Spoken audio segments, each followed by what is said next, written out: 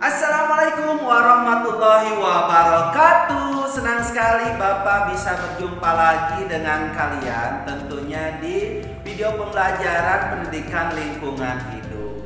Oke anak-anakku sekalian, sebelum kita mulai kegiatan pembelajaran ini, seperti biasa kita berdoa terlebih dahulu ya. Bismillahirrahmanirrahim. Rabbi jibni ilman warzuqni fahman warzuqni bisolihin. Amin ya Allah ya Rabbal alamin. Adapun tujuan pembelajaran kali ini adalah sebagai berikut ini. Menyebutkan penyebab terjadinya pencemaran dan perusakan lingkungan. Oke, kita simak penjelasan berikut ini. Cekidot. Efek rumah kaca. Di atmosfer bumi terdapat banyak gas-gas rumah kaca alami. Siklus air, karbon dioksida, dan metana adalah beberapa bagian penting yang ada di dalamnya.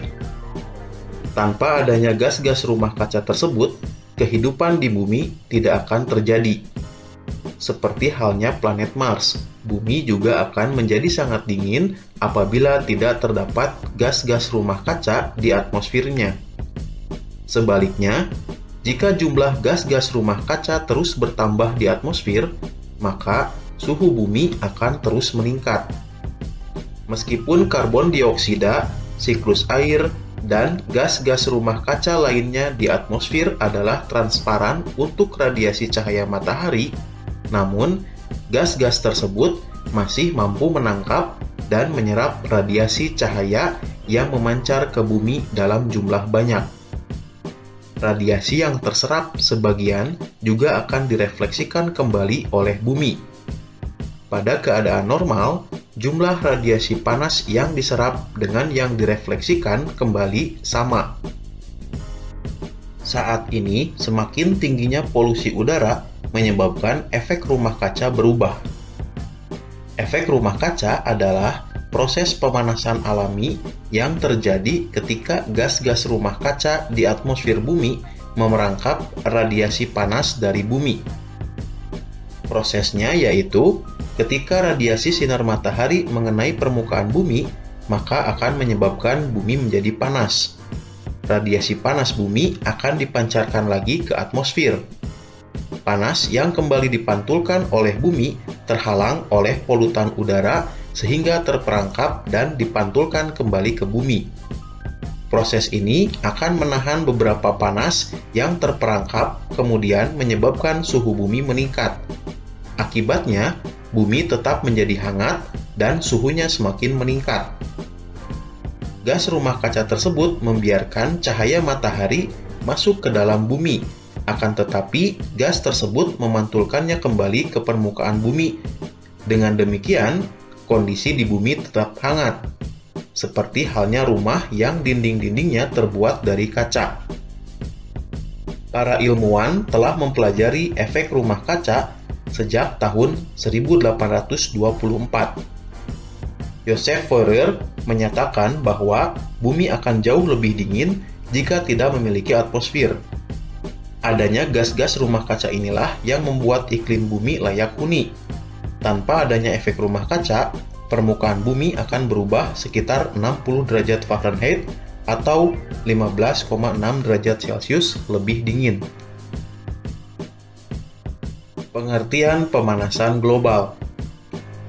Berbagai aktivitas manusia seperti penggunaan bahan bakar fosil, penebangan dan pembakaran hutan untuk pengalihfungsian menjadi lahan pertanian, pemukiman, dan industri akan menyumbangkan karbon dioksida ke atmosfer dalam jumlah yang banyak. Lebih dari beberapa periode, karbon dioksida di atmosfer meningkat sekitar 20%. Meningkatnya konsentrasi gas-gas rumah kaca seperti karbon dioksida akan mempengaruhi kadar panas di bumi. Banyak dari radiasi matahari yang menyinari permukaan bumi kemudian direfleksikan kembali ke angkasa. Lebih dari 100 tahun yang lalu, temperatur rata-rata suhu di permukaan bumi meningkat sekitar 0,6 derajat Celcius. Peningkatan temperatur inilah yang disebut dengan pemanasan global. Pemanasan global adalah istilah yang digunakan untuk menggambarkan peningkatan suhu rata-rata atmosfer bumi dan lautan secara bertahap, serta sebuah perubahan yang diyakini secara permanen mengubah iklim bumi. Penyebab pemanasan global. Beberapa faktor yang menyebabkan terjadinya pemanasan global diantaranya adalah sebagai berikut. Yang pertama, emisi karbon dioksida yang berasal dari pembakaran bahan bakar fosil sebagai pembangkit tenaga listrik. Yang kedua, emisi karbon dioksida yang berasal dari pembakaran gasolin sebagai bahan bakar alat transportasi. Yang ketiga, emisi metana dari hewan, lahan pertanian, dan dari dasar laut Arktik. Yang keempat, deforestation atau penebangan liar yang disertai dengan pembakaran lahan hutan. Yang kelima, penggunaan klorofluorokarbon atau CFC dalam refrigerator atau pendingin. Yang keenam, meningkatnya penggunaan pupuk kimia dalam pertanian. Dampak pemanasan global. Konsekuensi dari perubahan gas rumah kaca di atmosfer sulit diprediksi, tetapi beberapa dampak yang telah nampak yaitu sebagai berikut. Yang pertama, temperatur bumi menjadi semakin tinggi. Di beberapa wilayah mungkin temperaturnya menjadi lebih tinggi dan di wilayah lainnya mungkin tidak. Yang kedua, tingginya temperatur bumi dapat menyebabkan lebih banyak penguapan dan curah hujan secara keseluruhan, tetapi masing-masing wilayah akan bervariasi. Beberapa menjadi basah dan bagian lainnya kering. Yang ketiga, mencairnya geyser yang menyebabkan kadar air laut meningkat. Begitu pula dengan daratan pantai yang landai, lama-kelamaan akan mengalami peningkatan akibat penggenangan air. Yang keempat, hilangnya terumbu karang.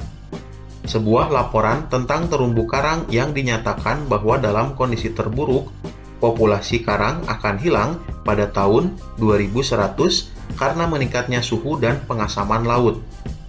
Sebagaimana diketahui bahwa banyak spesies lain yang hidupnya bergantung pada terumbu karang. Yang kelima, kepunahan spesies yang semakin meluas. Menurut penelitian yang dipublikasikan dalam majalah Nature, peningkatan suhu dapat menyebabkan kepunahan lebih dari 1 juta spesies.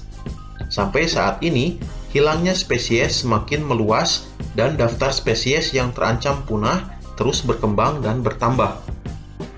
Yang keenam, kegagalan panen besar-besaran. Menurut penelitian terbaru, terdapat 90% kemungkinan bahwa 3 miliar orang di seluruh dunia harus memilih antara pergi bersama keluarganya ke tempat yang beriklim baik atau kelaparan akibat perubahan iklim dalam kurun waktu 100 tahun. Yang ketujuh, penipisan lapisan ozon. Lapisan ozon adalah salah satu lapisan atmosfer yang berada di dalam lapisan stratosfer, yaitu sekitar 17-25 km di atas permukaan bumi. Lapisan inilah yang melindungi bumi dari bahaya radiasi sinar ultraviolet. Berdasarkan pengamatan satelit, diketahui bahwa lapisan ozon secara berangsur-angsur mengalami penipisan sejak pertengahan tahun 1970. Usaha-usaha menanggulangi pemanasan global. Beberapa usaha yang dapat dilakukan untuk menanggulangi pemanasan global diantaranya sebagai berikut. Yang pertama, menggunakan energi terbarukan dan mengurangi penggunaan batu bara, gasolin, kayu, dan bahan bakar organik lainnya. Yang kedua, meningkatkan efisiensi bahan bakar kendaraan. Yang ketiga, mengurangi deforestation. Yang keempat, mengurangi penggunaan produk-produk yang mengandung klorofluorokarbon atau CFC dengan menggunakan produk-produk yang ramah lingkungan. Yang kelima, mendukung dan turut serta pada kegiatan penghijauan. Penelitian dari Louisiana Tech University menemukan bahwa Setiap pepohonan hijau dapat menangkap karbon yang cukup untuk mengimbangi emisi yang dihasilkan dari gas buang pengendara mobil selama setahun. Oke anak-anakku sekalian, itu saja video pembelajaran kali ini. Terima kasih atas perhatiannya. I think that's all. Thank you for attention. Wassalamualaikum warahmatullahi wabarakatuh.